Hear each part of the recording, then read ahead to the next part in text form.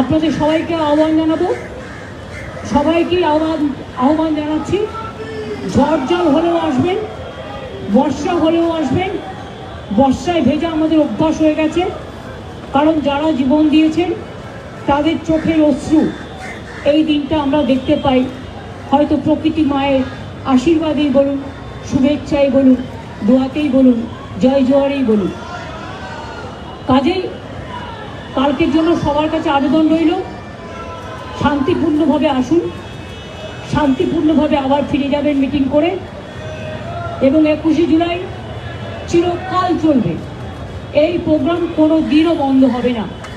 21শে জুলাইয়ের প্রোগ্রাম শহীদ স্মরণের প্রোগ্রাম, গণতন্ত্র রক্ষা করার প্রোগ্রাম, মামাটি মানুষকে উৎসর্গ করার প্রোগ্রাম। এই প্রোগ্রামে চিরদিন আপনারা যেমন আসেন, চিরদিন আপনারা আসবেন এবং থাকবেন।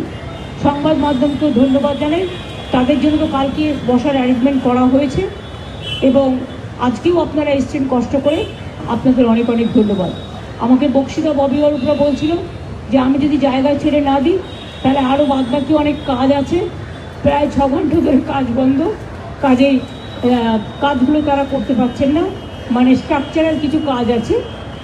যেহেতু প্রোগ্রামটা ঝড় বর্ষার দিন এবং এলাকা আপনারা দেখেছেন 2 ঘন্টার মধ্যেই প্রোগ্রামের পরেই আমরা ক্লিয়ার করে দিই। কর্পোরেশনের কাজটা কিন্তু জীবন দিয়ে করে, এবারেও করবে। এটা কিন্তু অন্য কোনো পার্টি করে না। অন্য পার্টি প্রোগ্রাম করে পুকুর করে দিয়ে চলে যায়, অন্য পার্টি প্রোগ্রাম করে একেবারে পুরো ডোবা করে দিয়ে চলে যায়। আমরা কিন্তু এটা করি না। আমরা মনে করি প্রোগ্রাম যারা করে তাদের একটা দায়বদ্ধতা থাকা উচিত, একটা দায়িত্ববোধ থাকা উচিত এবং সেটা আমরা মেনটেন করি। সাধারণ মানুষের হয়তো একটু প্রবলেম হবে কালকে, মানুষ আসবেন চারিদিক দিয়ে, ইতিমধ্যেই প্রায় লক্ষাধিক মানুষ এই বর্ষাকে অতিক্রম করেও এসছেন, পাহাড় থেকে জঙ্গল, জঙ্গল থেকে বঙ্গোপসাগর, সর্ব জায়গা থেকে, কালকেও সব জেলা থেকে আসবে। আমি আপনাদের সকলকে অনেক ধন্যবাদ জানাচ্ছি এবং সকলের সহযোগিতা প্রার্থনা করছি এবং সবাইকে বলবো প্রশাসনকে কোঅপারেট করুন এবং প্রশাসনকেও বলবো প্লিজ লক্ষ্য রাখবেন যেন মানুষকে যারা দূর দূরান্ত থেকে বাসে আসে তাদের যেন 3 কিলোমিটার আগে দাঁড় করিয়ে দেবেন না। ব্রিগেডটা প্রায় জলাভূমি হয়ে গেছে, সেরকম হলে সাইড দেখে দেখে বাসগুলোকে এমনভাবে দাঁড় করাবেন যাতে বাসগুলো আবার যাওয়ার সময় বিপদে না পড়ে। সিস্টেমের মধ্যে রেখে দিতে হবে যাতে ফেরাটাও ইজি হয়, রাস্তা ক্লিয়ার হয়ে যাবে। আর বেশি জলের মধ্যে ঢুকলে কাদায় গাড়ি আটকে যেতে পারে। ট্রাফিকের যারা আছেন তারা শুনছেন, কাদায় গাড়ি আটকে গেলে কিন্তু গাড়ি তোলা যাবে না, এটা মাথায় রাখতে হবে।